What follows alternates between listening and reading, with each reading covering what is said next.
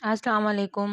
आप लोग कैसे हैं? उम्मीद है कि आप लोग ठीक-ठाक होंगे, खुशबाश होंगे। आज मैं बनाने जा रही हूँ एक ज़बरदस्त सी रेसिपी जो कि चिकन की हम बनाने जा रहे हैं। हमने ली है आधा किलो चिकन, आधा पाव हमने लिया है इसमें दही इसमें ऐड किया है और ये बहुत मज़े की रेसिपी है, ज़रूर ट्राई कीजिएगा। और ये मेरी अपनी रेसिपी है और इसको ज़रूर ट्राई कीजिएगा आप और आपको बहुत अच्छी लगेगी।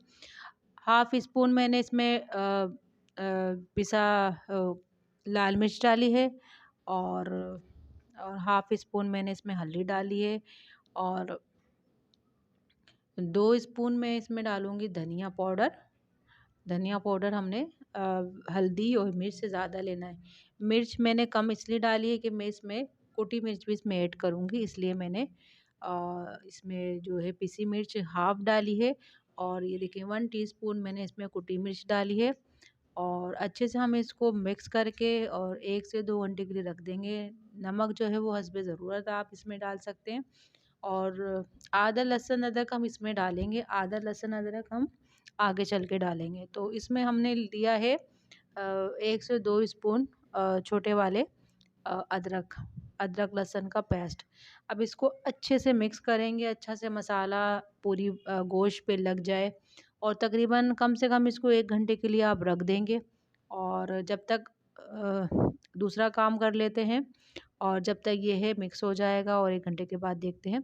तो जब तक हम ऐसा करते हैं हमने कढ़ाई ली है उसमें हमने तकरीबन आधा कप के करीब हमने इसमें जो है ऑयल लिया है और 2 बड़ी-बड़ी प्याज़ ली हैं और या 3 छोटी-छोटी प्याज़ ले लें आप 3 अदद छोटी-छोटी प्याज़ ले लें दरमियाने साइज़ की।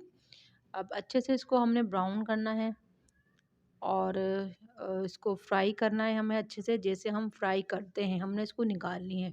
तो हमने इसको अच्छे से फ्राई करना है और अच्छी तरीके से ये भुन जाए, इसका कलर चेंज हो जाए, सुनहरी कलर की हो जाएँ जब हम इसको निकालेंगे और आप ये देखें आपने इनको कभी भी आप ये बार-बार मैं बताती हूँ कि जब हमने अगर प्याज़ निकालनी हुआ करे, तो हमने इसको फुल आँच में इसको पकाना होता है। नरम पड़ जाती है वरना। तो ये देखिए मैंने जो है फ्राई कर ली है प्याज़। अब वो जो फ्राई की हुई प्याज़ है वो हमने इसी में मिक्स कर देना है। इसी में मिक्स करके रखना है हमें 1 घंटे के लिए, चाहे तो आप 2 घंटे के लिए भी रख सकते हैं।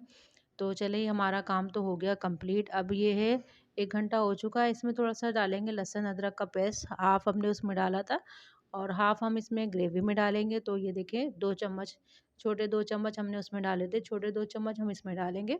अच्छे से इसको फ्राई करेंगे, आप तकरीबन 1 से 2 मिनट इसको ज़रूर फ्राई किया करें, ताकि ये अच्छे से जो है फ्राई हो जाए, भुन जाए, इसकी खुशबू आने लगे तो फिर इसमें आप कोई चीज़ ऐड करें।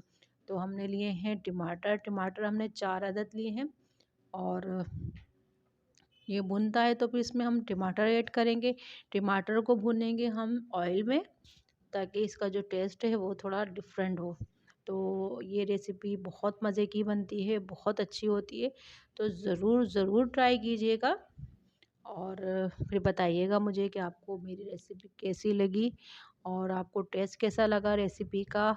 और कोई भी वीडियो है और अगर आपको कोई वीडियो अच्छी लगती है तो उसको लाइक ज़रूर किया करें, कमेंट ज़रूर किया करें, शेयर किया करें और अगर आप मेरे चैनल पे न्यू हैं तो मेरे चैनल को सब्सक्राइब ज़रूर कीजिएगा। और ये हल्का-सा देखें ये ब्राउन हो गया, कलर इसका चेंज हो गया। अगर टमाटर मेरे पास ये फ्रीज़र के टमाटर थे, तो मेरे पास फ्रीज़र के टमाटर थे, मैंने वो डाले हैं। 4 अदद मैंने इसमें टमाटर डाले हैं दरमियाने साइज़ के। अगर आपके पास फ्रेश हैं, तो आप फ्रेश डाल सकते हैं और अगर आपके पास बहुत से लोग उसको ग्राइंड करके रख लेते हैं, क्यूब बना लेते हैं, तो क्यूब भी डाल सकते हैं। जो आपके पास टमाटर हों, वो आप टमाटर इसमें ऐड कर सकते हैं। अच्छे से इसको हम गलने देंगे थोड़ी देर के लिए और इसको ढक देंगे ताकि ये जल्दी गल जाए। आजकल गैस का बड़ा इश्यूज़ आ रहा है और हर जगह पर हर सिटी में गैस का मसला मसाइल हो रहे हैं। तो ये है कि ये अब झटपट सी भी रेसिपी है, आसानी से आप बन जाएगी और मज़ेदार होगी और गैस का इस्तेमाल भी कम होगा इसमें। तो इस वजह से मैंने ये आपको रेसिपी बताना चाह रही हूँ कि आसानी से बन जाएगी और गैस का वैसे ही इशू बहुत आ रहा है। तो ये देखें अच्छे से मैंने ये टमाटर जो है वो गला लिए हैं और अब इसको भूनेंगे। भूनने के बाद हल्का सा भूनने के लिए जो मसाला हमने तैयार करके रखा है गोश्त का, वो इसमें हम ऐड कर देंगे। तो मुझे थोड़ा सा भुनना पड़ेगा ताकि इसका ऑयल ऊपर आ जाए। उसके बाद ही हम उसमें गोश्त का जो है मसाला वो इसमें डालेंगे, गोश्त इसमें डालेंगे, फिर इसमें वो डाल के भूनेंगे। तो ये देखें इसका ऑयल है वो ऊपर आने लगा है। अब ये जो मसाला हमने बना के रखा था गोश्त का, वो इसमें ऐड कर देंगे और फिर इसको भुनेंगे, कलर इसका चेंज होने देंगे।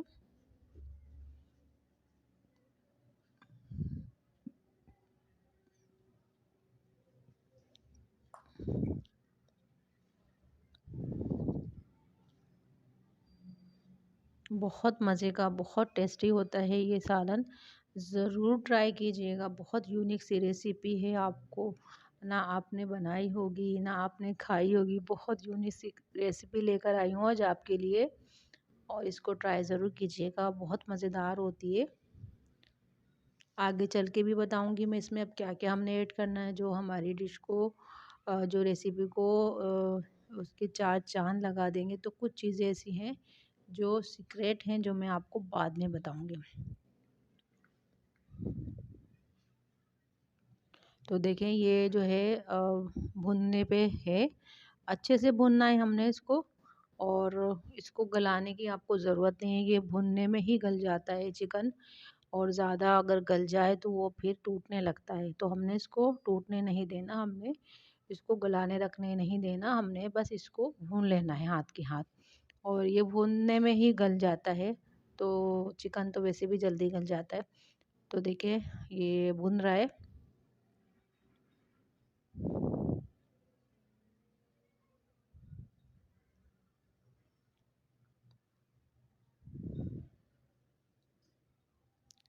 दही भी अपना पानी छोड़ता है, और क्या कहते हैं, और मसाले में भी पानी था, और गोश्त भी पानी छोड़ता है, तो इस वजह से पानी इसमें आ जाता है।